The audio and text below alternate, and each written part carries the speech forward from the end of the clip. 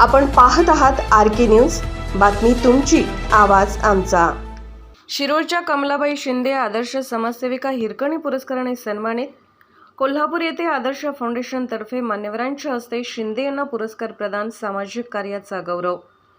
शिरोळ येथील माजी उपनगराध्यक्षा व ज्येष्ठ सामाजिक कार्यकर्त्या कमलाबाई कृष्णराव शिंदे यांना आदर्श फाउंडेशन संस्थेच्या वतीने पर्सन ऑफ द इयर आदर्श समाजसेविका हिरकणी पुरस्काराने सन्मानित करण्यात आले। दरम्यान महिलांनी कौटुंबिक जबाबदारी बरोबरच सर्व क्षेत्रात भरारी घेतली आहे।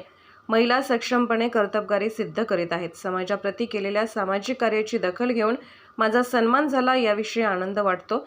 आदर्श फाउंडेशन संस्था विविध क्षेत्रातील व्यक्तींना प्रोत्साहित करण्याचे काम करीत असून फाउंडेशनचे हे कार्य प्रेरणादायी आहे, असे मत माजी उपनगराध्यक्षा कमलाबाई शिंदे यांनी व्यक्त केले।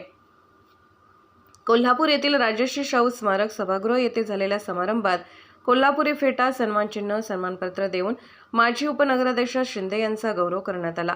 उद्धव ठाकरे, शिवसेना सांगली जिल्हा प्रमुख योजना पाटील या कार्यक्रमाच्या अध्यक्षस्थानी होत्या। यावेळी मान्यवरांच्या हस्ते यशोगाथा या विशेष अंकाचे प्रकाशन करण्यात आले।